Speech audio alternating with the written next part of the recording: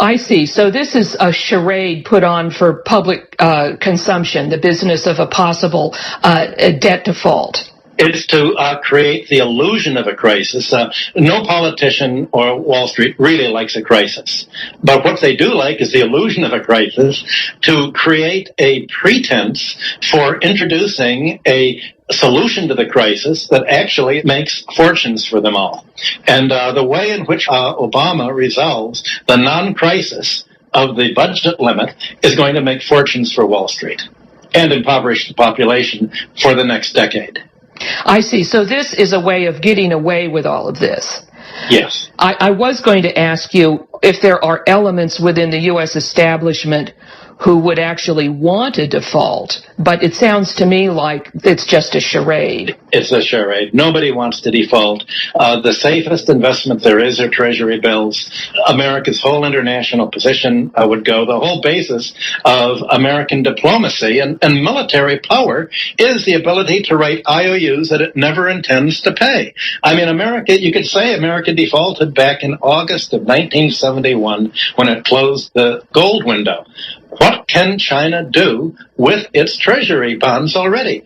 The Americans will be glad to give them another treasury bond with a new maturity, but it won't let China buy oil companies or filling stations or anything else. It won't let them buy industrial companies or technology exports. I mean, it's already in effect. The whole international monetary system based on the dollar has been in default for the last 30 years. Is the U.S. in an economic war with China? No, not really a war. There's a jockeying for position, but there's no economic war. I've never heard any anti-American expression whatsoever in China. Only on MSNBC do I hear China bashing, and I guess from Paul Krugman I hear it. But even when Paul Krugman goes to China, he makes $1 million, by giving speeches. But there's no real warfare. Dr. Hudson, let's talk a bit now about Europe, starting with Greece. You have written that the Greek economy will not end up with the proceeds of any European Central Bank bailout. The banks will get the money. Could you explain that? That's right. The condition of the loans that the EU and the IMF are making to Greece is that all of the money has to be paid out to bondholders of these banks, mainly in France and in Germany. Angela Merkel in Germany said that, wait a minute, this isn't what the free market's supposed to be all about. If they make a bad loan, the bondholders can be wiped out. The depositors are protected, but not the bondholders. This is exactly what Sheila Bair said in her New York Times interview. But the bank said, look, the bondholders have to be paid first, the domestic economy later, and they've corrupted, basically, the socialist government in Greece. Now, this returns us to what we were talking about at the beginning of this show. You have in Greece the socialist government. The premier, Papandreou, is head of the Socialist International, the Second International. He's pushing for the austerity program and the bank bailouts that will hopelessly indebt Greece and force it to sell off much of its economy. The conservatives are opposing this, just like Michelle Bachmann here was saying she was opposing TARP and the bank bailouts. The conservatives in Greece and actually throughout Europe are to the left of the socialist parties. The same thing happens in Britain with the British Labour Party being on the ultra-right for privatization, privatizing the railroads and other things that even Margaret Thatcher and the conservatives couldn't do.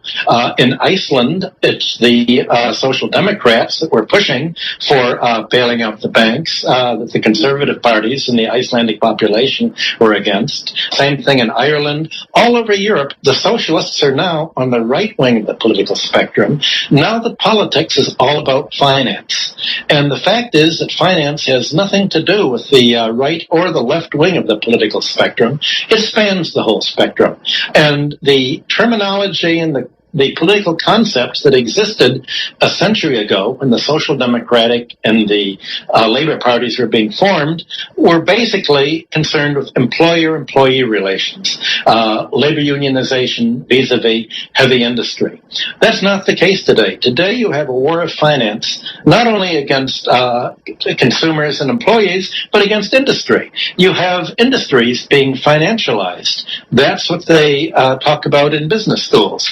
In fact, Bob Locke and others are coming out with a good book by Zed Books in the fall, all about how this management philosophy is disabling economies. Management philosophy, financialization, is also disabled socialist politics and left-wing politics.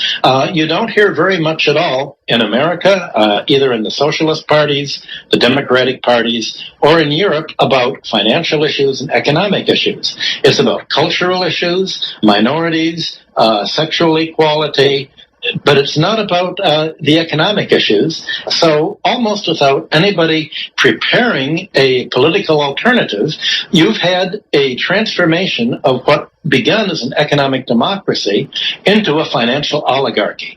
This is going to be the main problem for the next century. How to cope with the emerging financial oligarchy that has been empowered by the financial bubble, and most of all by the bailout.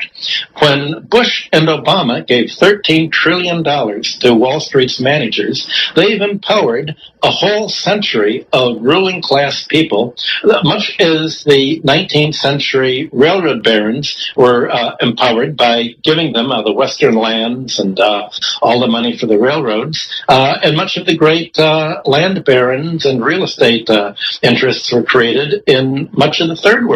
So you've created a rentier oligarchy that is exactly the opposite of everything that was expected at the early 19th century and into the 1930s. In the middle of the Great Depression in 1936, Keynes wrote his General Theory of Employment Interest, and his last chapter called for euthanasia of the rentier. Well, what we have now, instead of the euthanasia of the rentier, is the euthanasia of the employees, the euthanasia of industry, the euthanasia of entire economies, in order to siphon off rent extraction and interest and financial fees to the very top of an economy. And nothing like this has really occurred in Western civilization since the conquest of Europe 1,000 years ago. It did occur in the Roman Empire when the creditors took over, and we all know what happened to that. We had a dark age, and you talked about recession. Well, we're not only moving into a depression, but the question is the depression going to keep on going? And what kind of a society are we going to have if we have the kind of tax shift off wealth onto employees, onto labor, onto industry, onto the cities, and privatization, meaning a sell-off and sort of pre-bankruptcy sale on credit, and essentially an oligarchy emerging. That's what nobody's talking on either end of the political spectrum. Will the IMF and EU bailout for Greece lead to another default? Yes. There's no conceivable way in which Greece can pay the money that's being demanded. The Financial Times of London has been very clear on this for the last month or so. You can read the columns on the editorial page, the op-ed page,